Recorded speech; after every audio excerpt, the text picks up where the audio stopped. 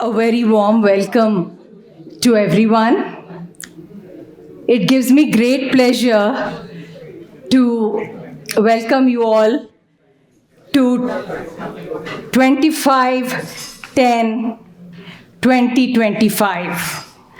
October 25th was a very important part of our lives growing up, and it was 100 years ago that our father, Rayaprol Srinivas Martandam, came into this world.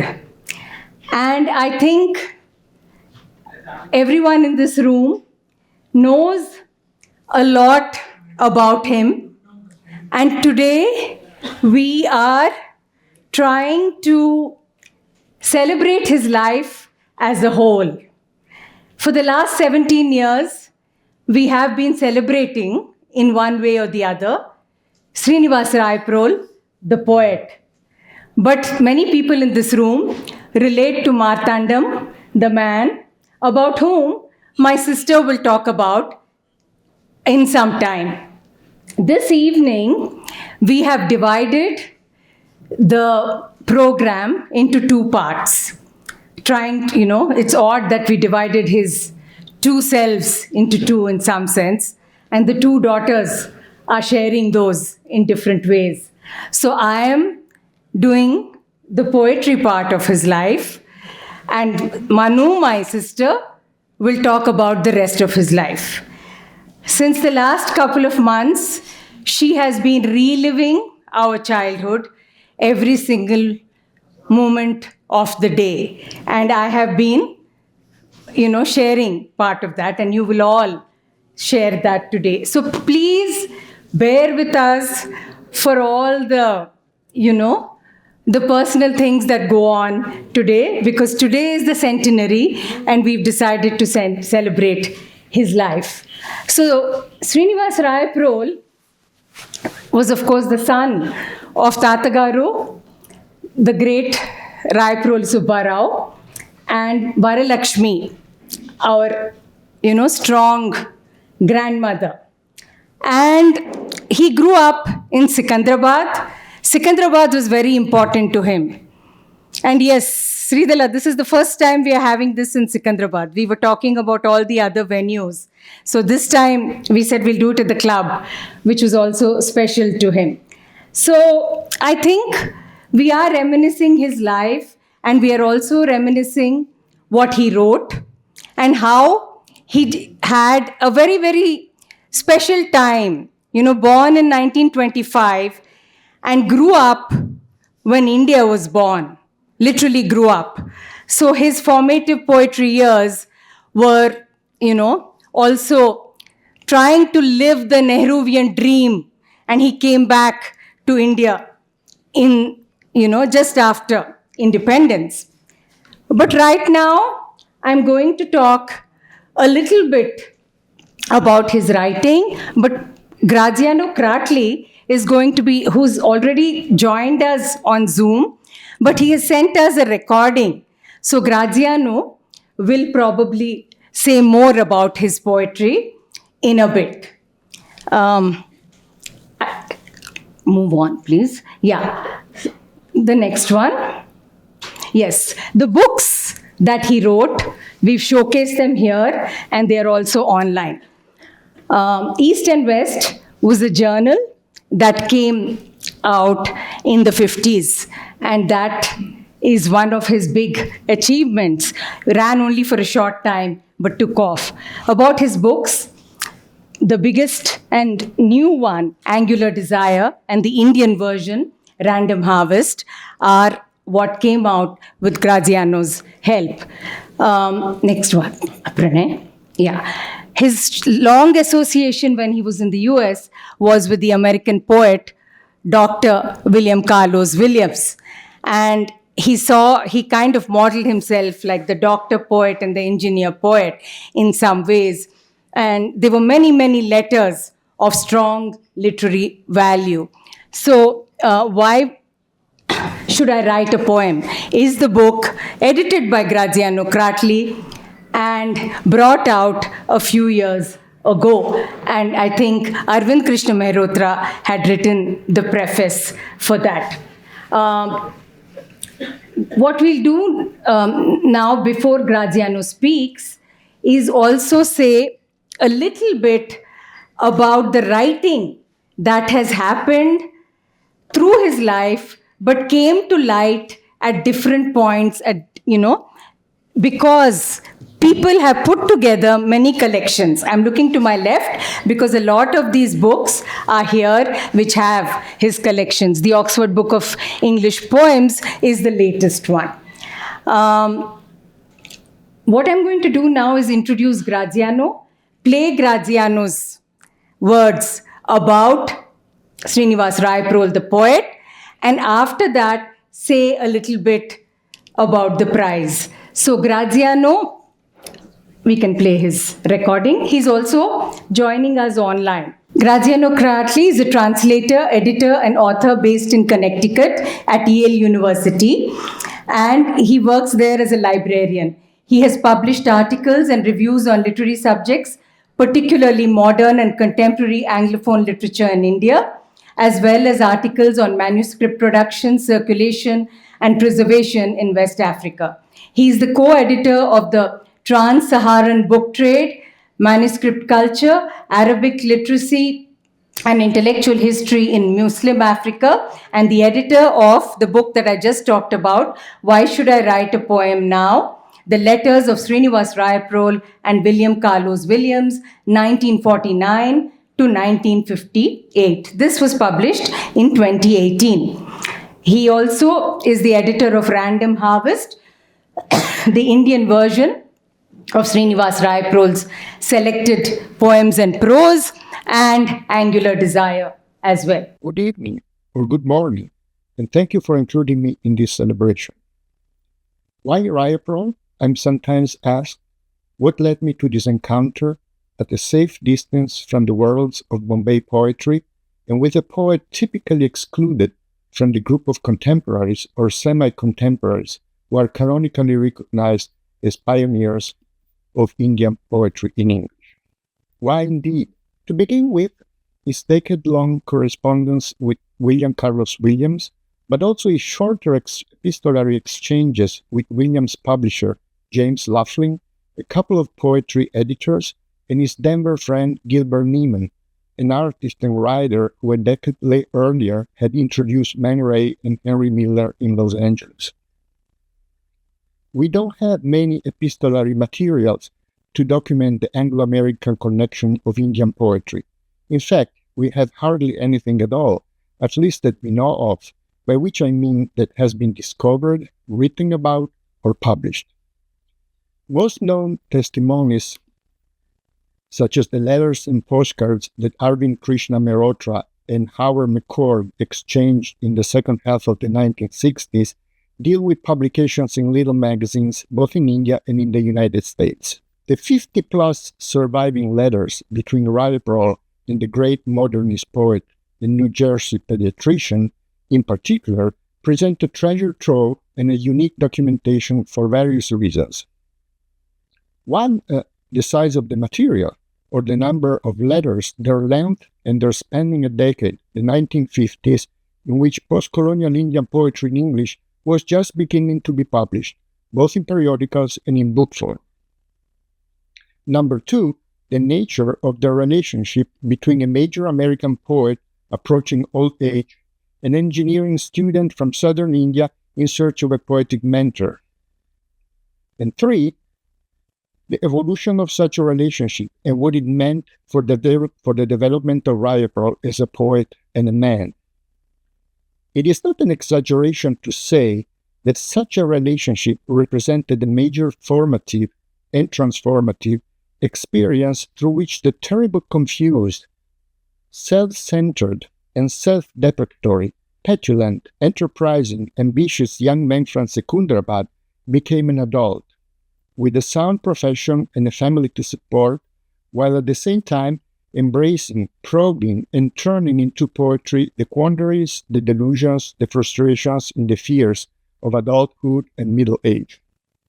An example of how the terrible confused young man, terrible confused is, I'm quoting from one of Rayaprol's letter to Williams, attempting to write poetry and submitting his results to his older friend in suburban New Jersey, became a serious poet, is Lines for a Mother, a short poem which Rayaprol first included in a letter to Williams dated 10 June 1950, then published in East and West in the autumn 1959 issues. East and West, as you know, is the magazine that Rayaprol founded and edited for a few years. Then in Between the World, in the summer of 1960, the International Magazine of Creativity, founded and edited by Neiman in Puerto Rico, and eventually in the later poem sections of his third and last collection, Selected Poems of 1995. In print, Lines for a Mother forms, in a slightly edited version, the second half of a poem entitled simply Poem. Here it is, in its epistolary and print version. Lines for a Mother. She sat on the floor 100 years, stirring up soup in a saucepan, sometimes staring at the neem tree in the yard beyond her kitchen walls. And here is poem. In India, women have a way of growing old. My mother, for instance, sat on the floor 100 years, stirring soup in a saucepan, sometimes staring at the bitter neem tree in the yard for 100 years within the kitchen walls. The comparison between the two versions may help understand the evolution of Rayaprol's scope and sensibility as a poet. Beside the title, Lines suggest a work in progress rather than a finished poem, while the mother is not yet, the poet's mother of the later's version. Most changes occur at the beginning and at the end of the poem, making the new version more personal and more universal at the same time. The generic figure of Lines for a Mother, she sat on the floor, etc., becomes the poet's own mother in the virtually entitled poem, where the iconic depiction of the woman sitting on the kitchen floor, stirring soup while occasionally staring at the neem tree in the yard, is used to illustrate the opening, broad statement about women in India and their way of growing old. The static, if not statutory, posture, the repetitive cyclical movement, and the long durée evoke a mythic dimension that offsets the woman's traditional subordination and confinement to the private sphere. This is achieved in a more conscious and subtle way in the later poem, whereas Line of a Mother tends on a view of the neem tree outside the house, beyond the kitchen wall. Holmes uses the bitterness of the tree to end the portrait inside, where the mother is sitting for 100 years within the kitchen walls, an almost cinematic reversal of vision that conveys a sense of captivity and perpetuity, while the posture of the woman and the repetition of the 100 years transforms the cooking mother into a household deity.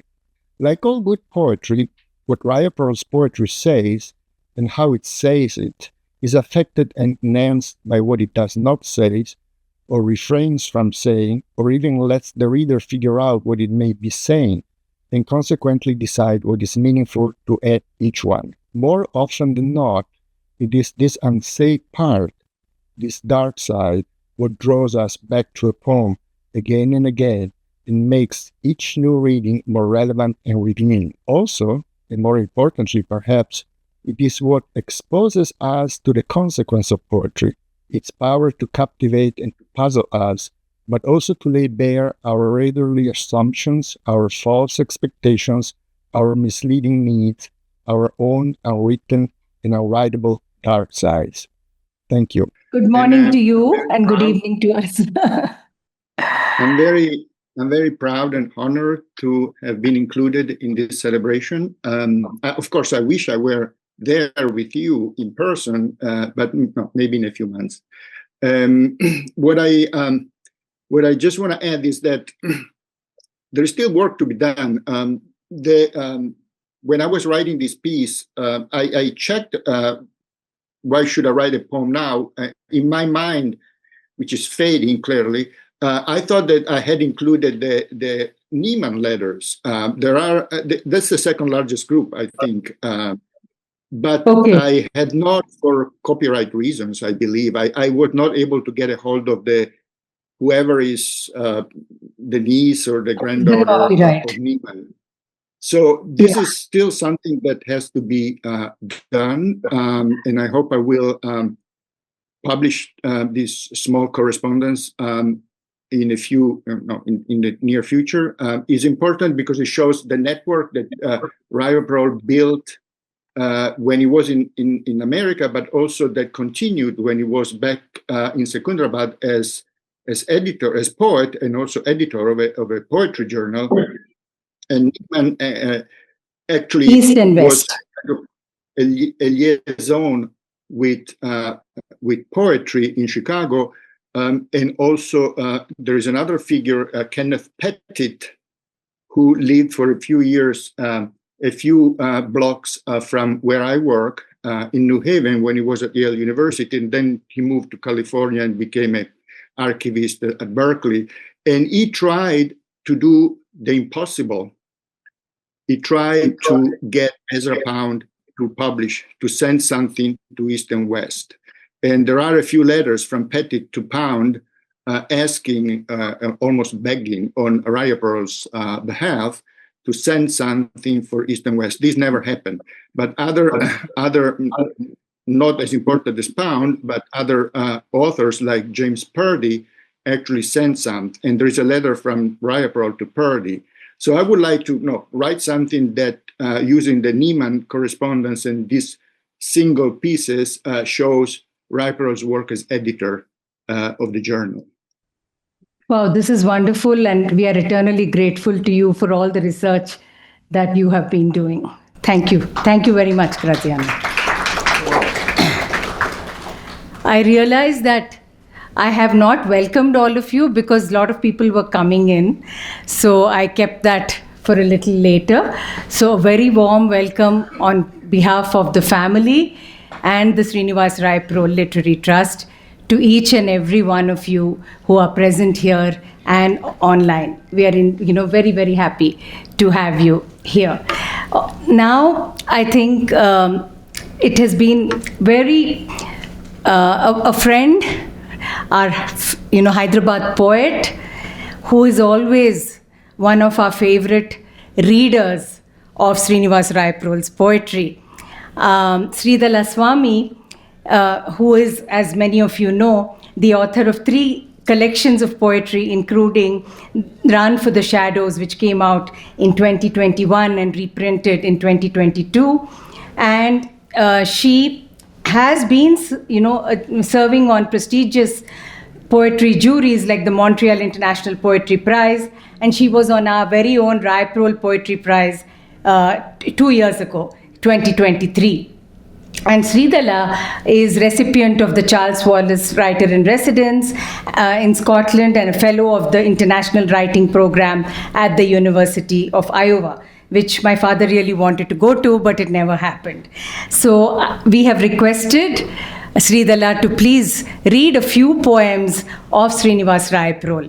Thank you, Aparna, and thank you to the Rayaprol Trust for inviting me to read from Srinivas Rayaprol's work.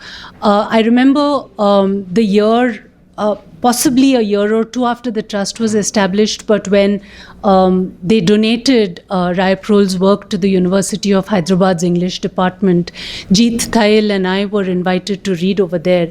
And it was a momentous occasion because it's very rare that in our country, somebody's literary, is this all right? Somebody's literary legacy is paid attention to and honored in that way in a university.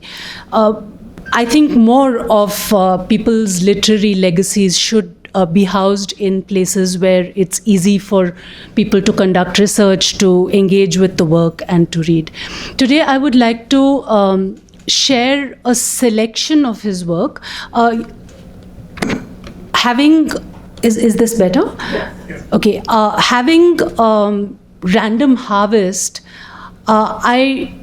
reading it, I realized for the first time that he was also a translator, and perhaps less known as a translator. So I would like to begin with his translation of Sri Sri's poem, which is just titled A Poem. Squarely solid in the city's square, the bull sat all of a lifetime. A generation ago and the generation after, the river's muscle flowed uninterrupted. But for this moment, this stone-eyed bull, this king for a day, silent as the wash of white on the wall, ignoring equally the motor horn of man and the longer arm of the punisher, complacent, non-violent, concuspient, totally teetotal, squarely solid in the city square. As you know, a lot of Rayaprol's work engaged with art, with modern art. And the next couple of poems that I'm reading are, it's hard to say whether they're dedications or they're written after a piece of work, but it's very tersely just, it rains softly on the city, and it says Rimbo, and that's all it is. It rains softly on the city. Wormwood and water return the smell of morning, mildew of memory, and the fresh spider stain on the roses in the drawing room do not relieve the recurring monotony of days hung like wax on the skin of my life. But inside myself, there is a world where the moon becomes the empty hollow of a spoon, and the sky a blue sufficiency, in the winkless eye, and the sun a turn from dark to light, from the mind's tight to the unclosing, soft circled. Lightning does not break the thunder's absolute vigil. The nightingale does not approach the soft end of day. The sea does not recede where the sands concede.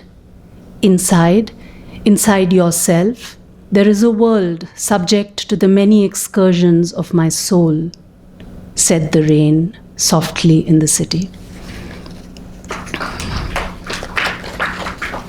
And this one, called Still Life, is dedicated to Konstantin Branowski.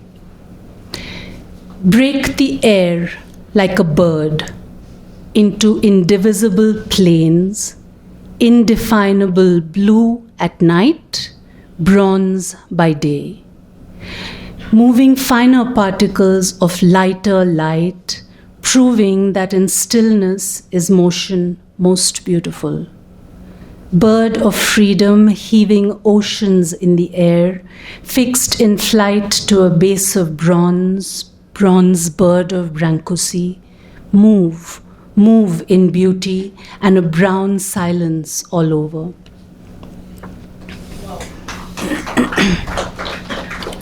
This one is from his first collection, Bones and Distances. It's called Here It Is Spring Again. Here it is spring again, and sorrow in this eager air has the sudden smell of stones washed by man-walked streams. Certain cotton charms and the green round of her arm proclaim the dull return of spring. Each different same day, the sea washes its smells on the sands, and a constant tree stands to be seen every day. Every night, the distraught drum beats the rhythm of some ancient heart. Each night, the flesh moves its heavy weight on the air, and at morning, the distant wall of a broken barn breaks through the night-long snow. And with all there is, perhaps a lip to be watered, a clock to be wound, windows to be opened, every day in this world that I am.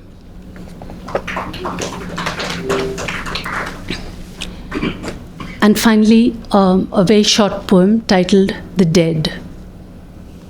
We love the dead for their being so, stored away in the solitary seclusion of the individual mind, avoidable as necessary, available at a moment's recall to fill the tears in a drawing room many years later. Thank you, Sridhala. They come alive when you read them. We are very fortunate this year to have with us a writer, Pratap Reddy, who immigrated to Canada in 2002. He's an alumnus of the Humber School of Writers. He writes poems, short stories, and novels. His work has been published in Canada, the US, and India. He's written 4 books, Weather Permitting and Other Stories, Ramya's Treasure, Shards of Verse, and The Remainder People and Other Stories. He's currently working on a novel tentatively titled Praful's Errands, set in India. He received awards from the Mississauga Arts Council and grants from the Ontario Arts Council. He serves on the boards of Diaspora Dialogues and encourages new writing. He also serves on the board of the Bootmakers of Toronto and the Sherlock Holmes Society of Canada. Pratap is an old friend and saw my father in this club as we were all young people. Since he's here tonight, we requested him to read a little bit of Srinivas Rayaprol's prose. Come, Pratap. A great childhood friend of the family. I think I'm not very grateful. Okay. Good evening once again. It's an honor to be charged with this responsibility to read from Marthandam Uncle's prose. When I first heard of this, I thought prose. I wrote a book of poems and presented a copy to Vinod and Apu. And why shouldn't I read from his poems? But I gather they read my poems and thought this is all bullshit and let him stick to prose. So here I am. Actually, my brush with the Srinivas Rayaprol's prose, a person I later know as Marthandam Uncle, goes back many, many years. In 1970, Deccan Chronicle of Secunderabad had organized a short story competition. I had sent in my entry, waited eagerly for the results, and the prize-winning entry was called Only Connect, and it was written by Srinivas Rayaprol. So here I am, and I'll read from his prose. A poet or a prose writer has boundless creativity, but often geography plays or has an impact on their writing. If you think of Charles Dickens, we say London. When you think of Georges Simenon, perhaps Paris. With Srinivas Rayaprol's prose, 2 places inform his writing. One is, of course, Secunderabad, and his life in United States in Stanford. So I'll read a couple of pieces from his prose now.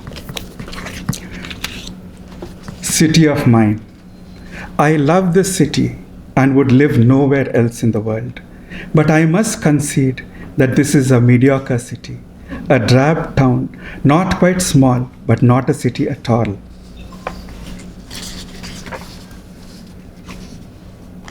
In the 20 years have watched it grow, there does not seem to have been any facelifting worth the expression. Of course, the streets are wider, and the old buildings have made room for newer buildings, and the traffic policemen have changed uniforms. But the basic pattern has not altered, and the middle way continues its way. The other day, a new nightclub opened in town, and sitting in its dusky interiors, I realized that nothing was new, even here. And the faces of the people, the Punjabi floor walker with his accent as thick as his belly, the Anglo-Indian manager with his clipped mustache and clipped accent, the familiar sights were as they were in similar nightclubs many years ago.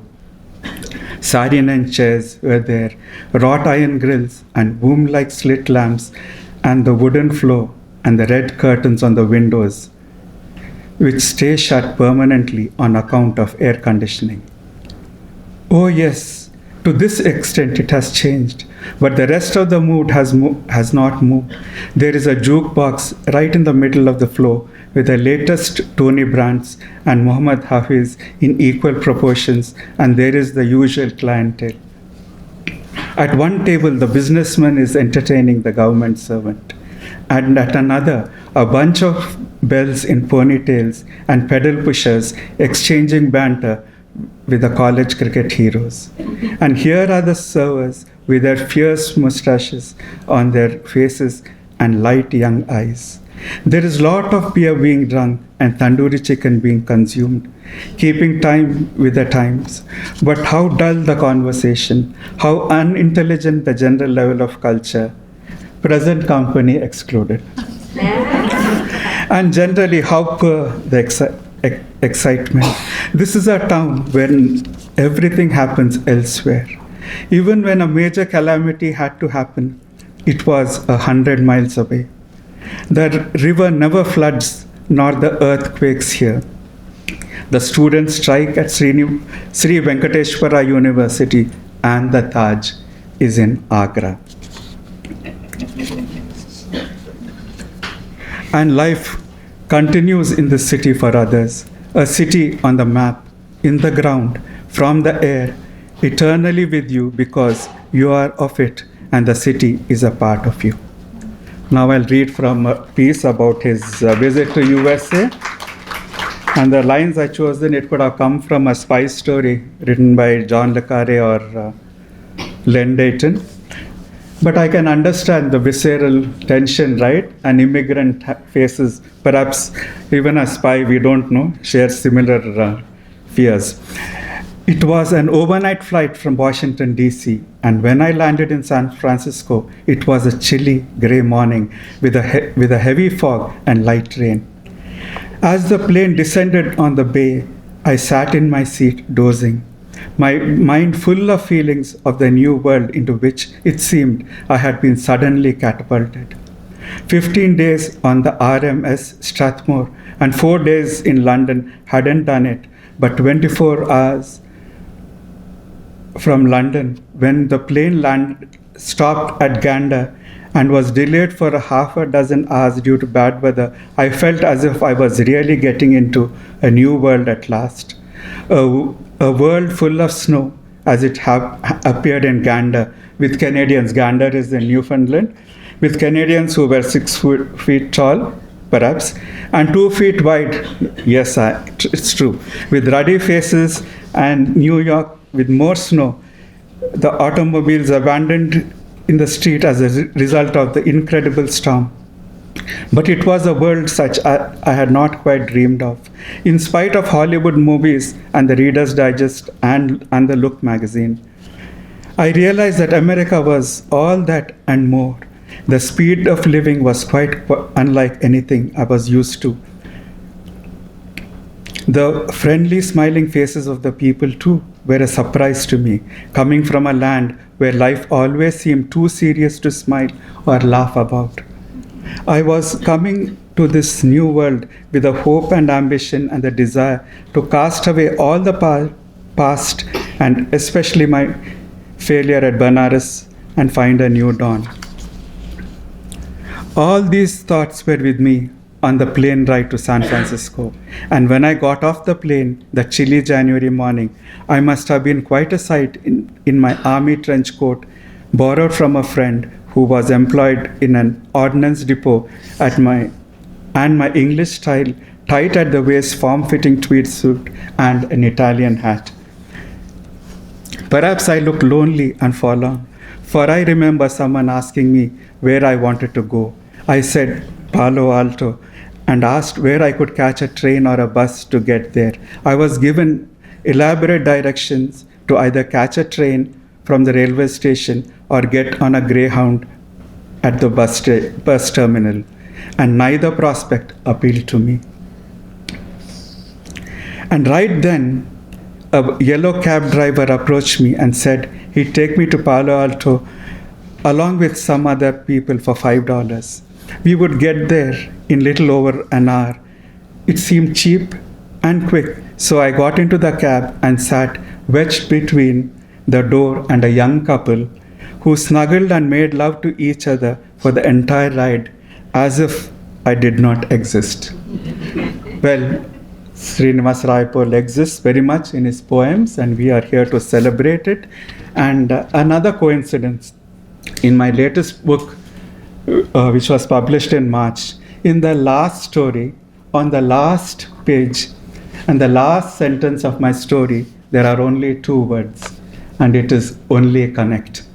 And I'm so glad that we are here, able to connect with the spirit of a pioneering poet who is from Secunderabad and visited this very place often. And I'd like to thank everyone for patiently listening to me, and have a nice, thank you. Thank you, Pratap. That was very personal and very apt for the occasion. I will now talk about the Poetry Prize that we have established. Actually, the Srinivas Rayaprol Literary Trust was established in the year 2000 by my mother, Rajeshwari, and my eldest sister, Anuradha, who are no longer with us. But we established the trust when they were there, and that's when the books were donated to the Department of English. And after a couple of years, we established the Poetry Prize on his name, which is recognized now as a significant award for creative writing in India. And this was instituted by the Srinivas Rayaprol Literary Trust to recognize excellence in poetry written in English by poets between the ages of 20 to 40. We have, been pulled up for this many times about why age limits, but really Srinivas Rayaprol wrote his best poetry between the ages of 20 and 40, and that's the only emotional reason that we have kept that age limit. This prize is jointly administered by the Department of English at the University of Hyderabad, who have been very involved with this. The inaugural prize was awarded in 2009 to Aditi Machado. There's Sridhala during the establishment. So Aditi Machado, you see there, the first recipient of the prize. And then we also see Hemant Mohapatra being given by Keki Daruwala, who is no longer with us, but who was very supportive. Then there's Aditi Rao, who was given the prize by Meena Alexander, also not with us, but the jury that year was Srilata, K. Srilata, who you can also see. There's Tushar Jain. The jury that year was Arundhati Subramaniam. Mihir Vats, and we had Manohar Shetty give away the prize to him. Ranjani Murali was 2014, the 6th winner, and Ranjit Hoskote was our jury. Aishwarya Iyer in the following year, 2015, and the jury that year was Vivek Narayanan, who I think is with us online.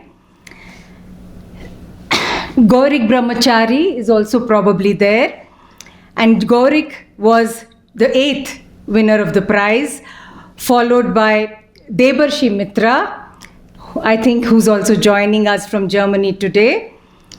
And then the 10th winner, Purna Swami, being given the prize by E.V. Ramakrishnan. Sachi Mohanty from the Department of English presented it to Debarshi that year because Arvind Krishna Mehrotra could not be with us.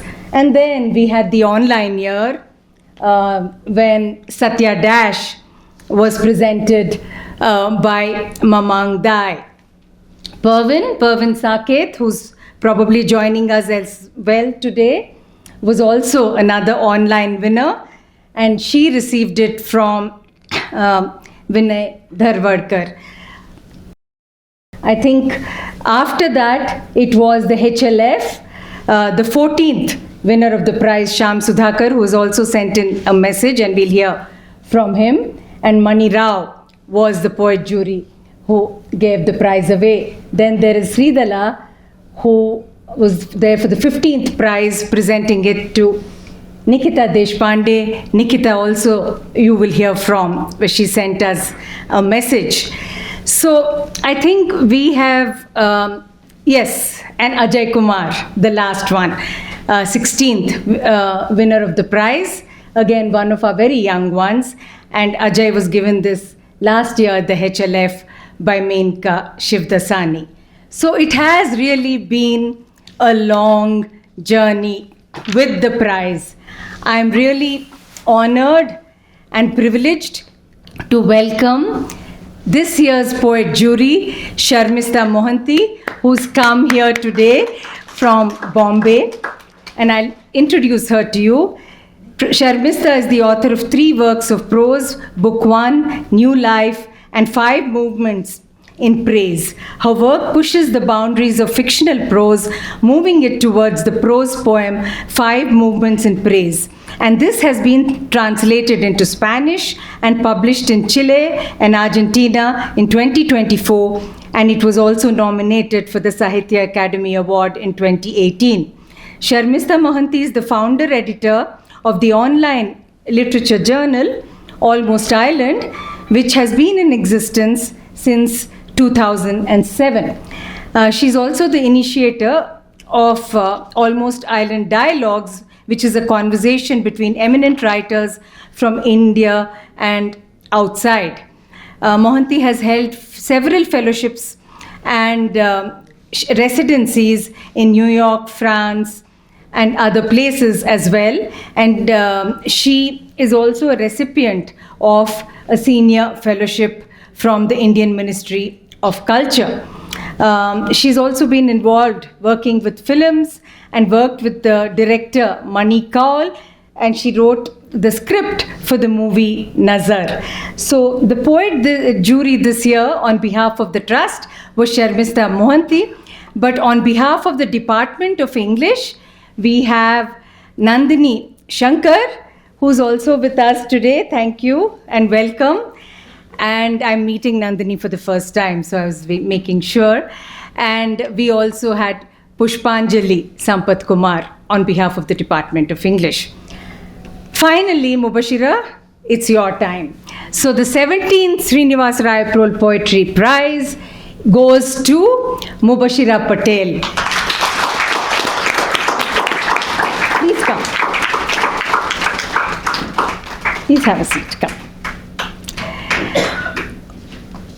Mubashira is a student of sociology at Mumbai University. I didn't have anything to do with it, Usha.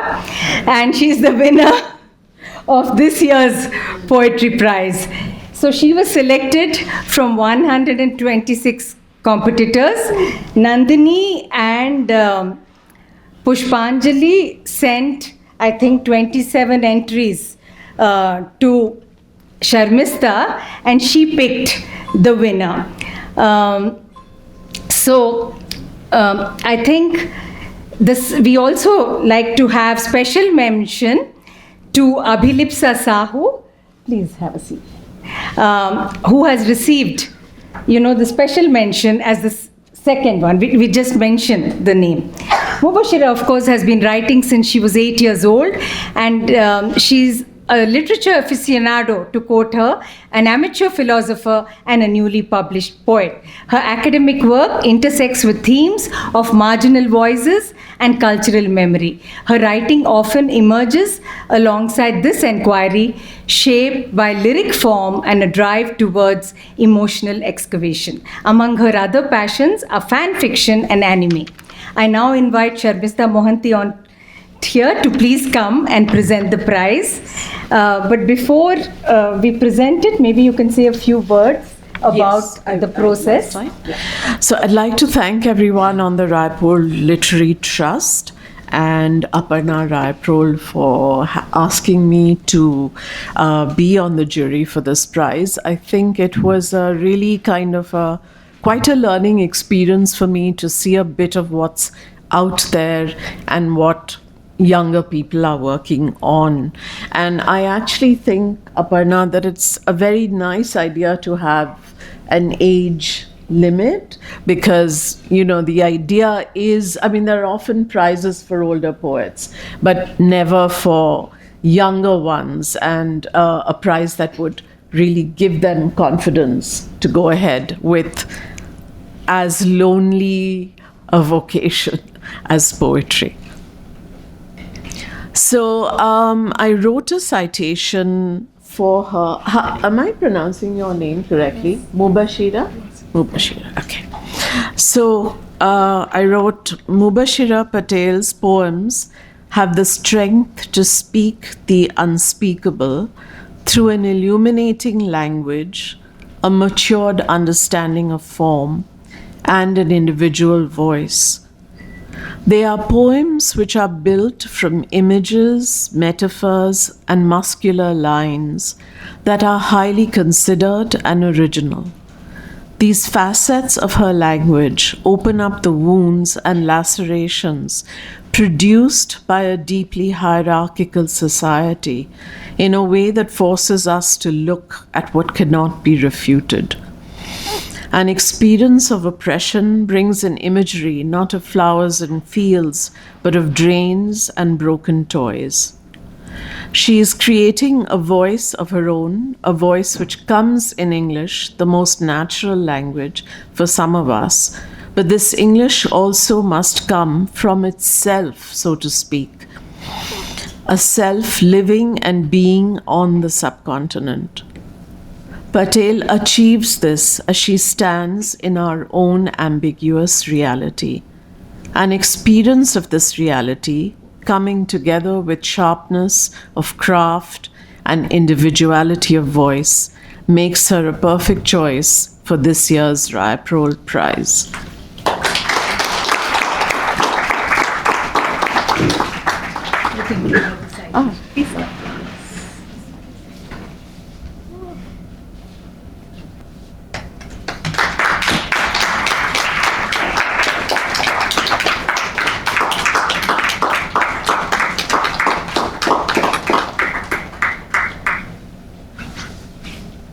Yeah, Mubashira, I have to do some, my sister's doing something else. It's lovely.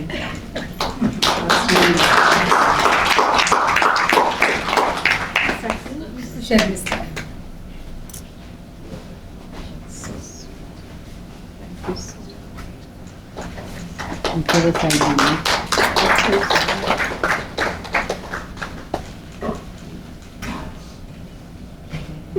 Yeah, we'd like to give you random harvest. We'd like to give one to you as well. We'd like you one as well.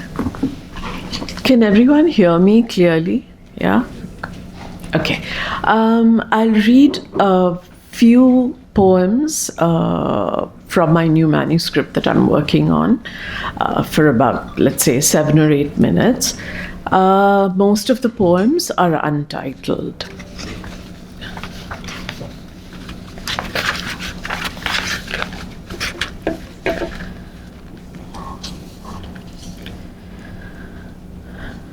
I'm falling away from the sky, falling towards hardness, away from the parrots clinging to ruined mausoleums, falling, bracing all my selves against empty air, falling like light but faster, injured by evening's sharp edge that splits a bone into two.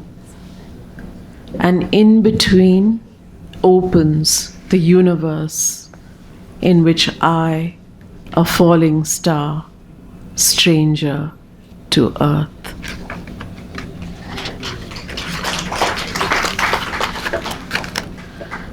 This poem is for my ancestors in Bengal. You lengthen the lines on my palms. How much should I live? You place your slowness in my eyes, leave fish scales under the fingernails. Light over rubble now, the house you built, with all shadows gone. Shadows we guarded for each other. Gone your land of afternoons. You come like a law of nature that knows what to kill and what to preserve.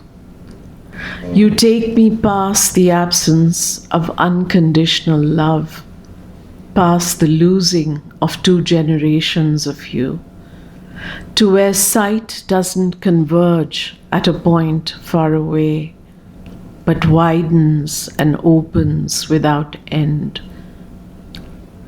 I can see that I will have everything and escape nothing.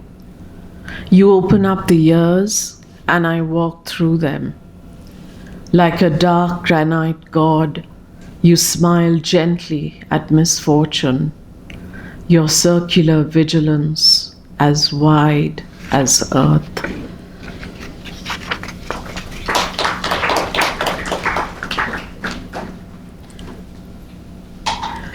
The wild bird gathers me within his large wings.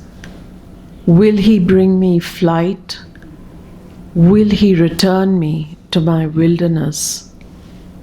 He has resisted the rain, he has strained for the stars, his attention is rugged and hard. He tells me, I have too much love of shelter, too much love of love.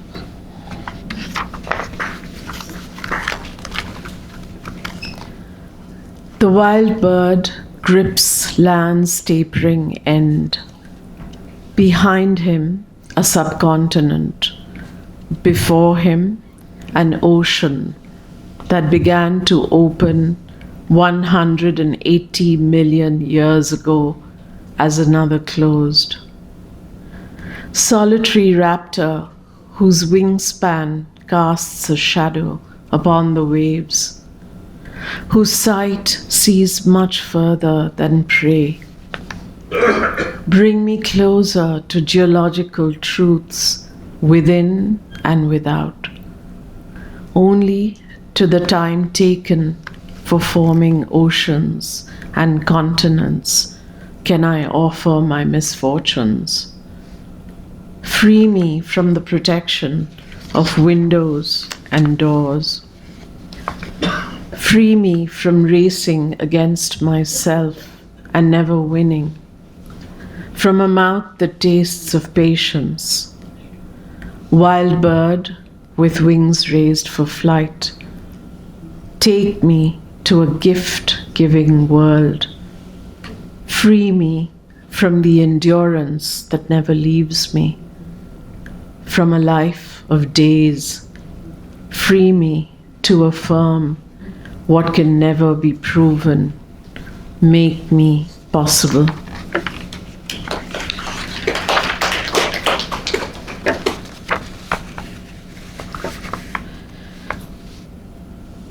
Hour of predators, light leaving earth. Hour of stalking doubt, stalking mistake, stalking what is without resistance. Walking through the centuries and returning with a destitute flame, shielding it with shaking hands, light leaving earth. Trying to trust the time that unhurried opened the oceans and made the planets turn, but cradled by that which falls or ends or does not remain the same. hour of predators, light leaving earth.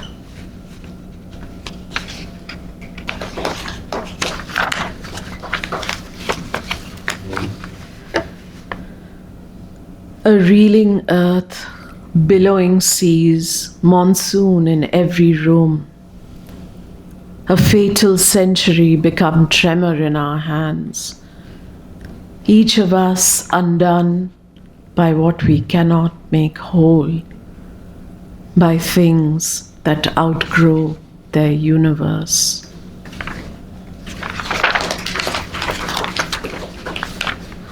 And this is the last one. Alone like a goddess immersed in the ocean and flowing away from her worshippers. Alone like the self left behind and the self that waits far ahead. Alone like an ivory hunting horn in a museum stolen centuries ago from its people on another continent.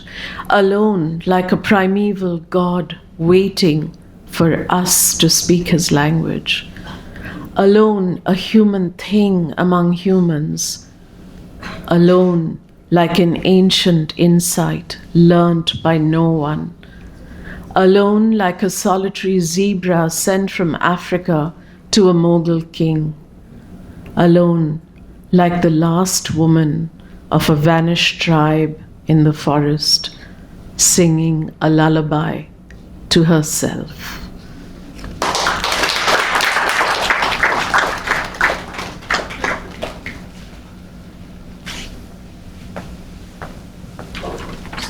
Thank you so much, Sharmista. That was beautiful. Mubashira, the floor is yours.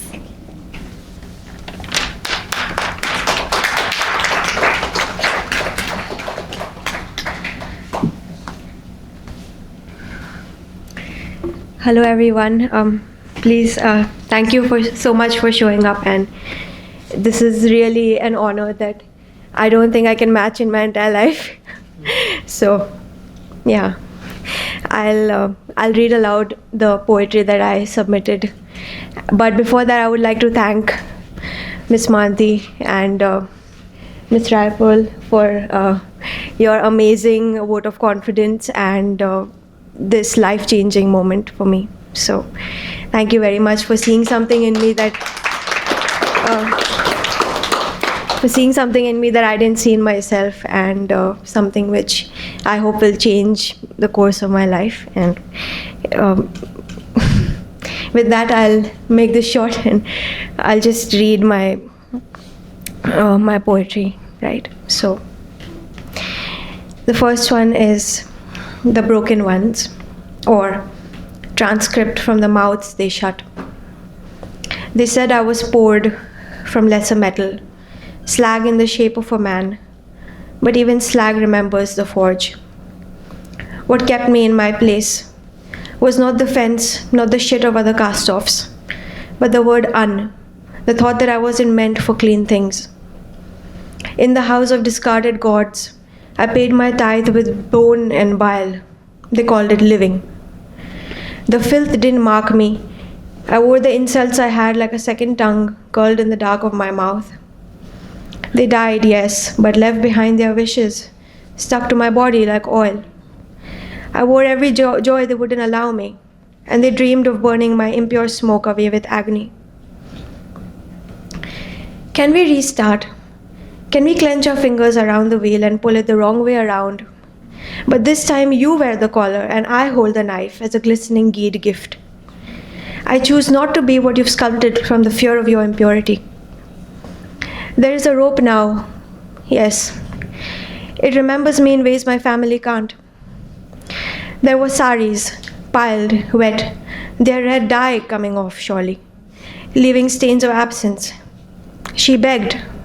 They did it while she with her bangles still on, the little one hiding inside my chest like a second heart. But it wasn't the begging that unmade me.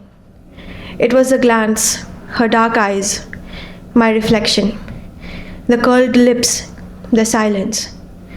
You think it was the act, the leaving after, The last loop of rope snagged on the last branch?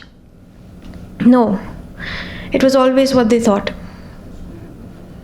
The second one is disillusion, or thank you. Field notes on ordinary weather. My mother once said loss is just a sound you stop turning around for.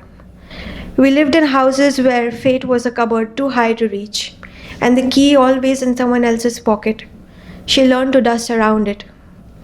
I remember my father watching news anchors smile the same way every night. He said even grief can be rehearsed. I learned to mimic the laugh track before I learned to laugh. In the city, I passed men selling used toys, faces worn by the touching. A girl bought a doll with one arm missing. Her smile was realer than anything I'd seen that week. I loved someone who folded time like a grocery bill, crumpled, half-read, necessary. He said I was too loud in places people keep quiet. I said I was practicing for when I'd be forgotten. Some nights I feel loneliness coming in through the drain. Not a scream, not a song, just the sound water makes when it doesn't know where to go. Once I asked a rich man if he feared the end. He said eternity is just a ceiling you forget to look up at. And then he told me to close the door. Thank you. The third one is called Inferno. You may now descend. This one I wrote in half a dream state, which you can probably tell, Flora. Soap trees with blistering bark. Prayers puckered in forgotten mouths. Flesh sour as lemon, curdled, hung to dry in smoky basilicas. Outside, oarsmen puppeteering, roared by memory, not muscle. Sensory error. Fog, shut memory. A silence that stitches your ears closed. A choir of lungs exhaling all at once. Dreams are heavy here. Light is a match trying to remember fire before drying and peeing sulfurous ass wind. Mythomechanics. Hell was not built in a day. It closes, folds back into existence. Well named, unbeaten, well decided, and now grown. Some huge stirring in the groundwater. A slurry of oceans, of belly-up fish fossilized mid-burp. Old dungeons brining up crownless kings, their dangling dung polished like amber. Terrain. It is solid.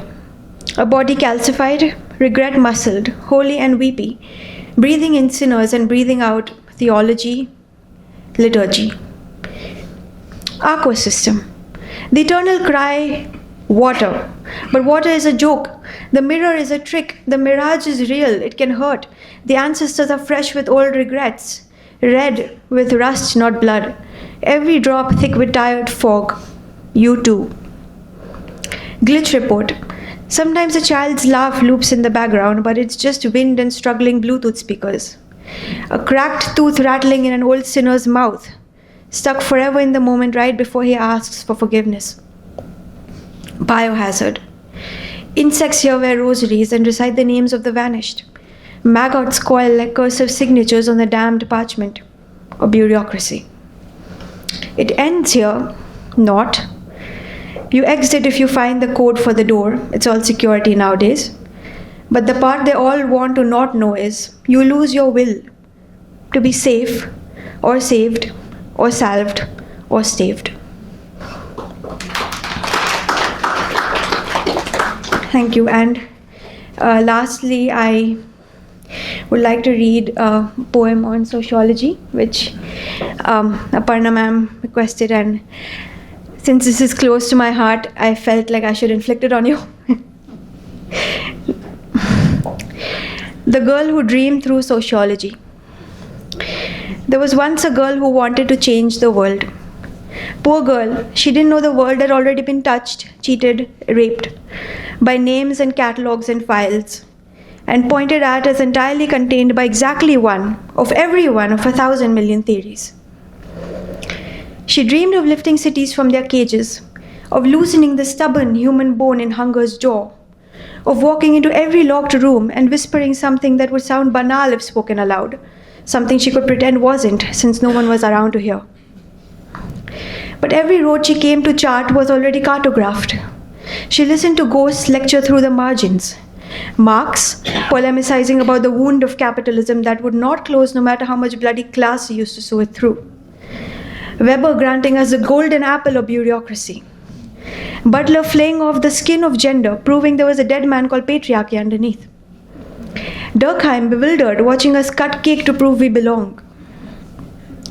And even if we fled to Mars, even if the red dust took us in, we would smuggle hierarchy in our lungs, class in our oxygen, and someone somewhere would deduce that gravity is ultimately a social construct, a denseness of the mind. She saw then, sociology is not a science of profound pronouncements, but a slow archaeology of half-delulu. Every concept a renegade against forgetting in the wrong way. To stand by the dead and say, we are still accountable. To stand by the dying and say, we envy you your first-hand knowledge. To map the bruise before the world considered it faded, and before journals considered it uninteresting. And the girl loved the world against her better judgment, but she came to know it broken, and that they still believed the shards could mean something gorgeous as afterlife. A learning kept bounded by a touch of idiocy, and more than a touch of dry prolix. And she knew she wasn't ready. The sand settled on her footprints as she walked away, whispering Ozymandias.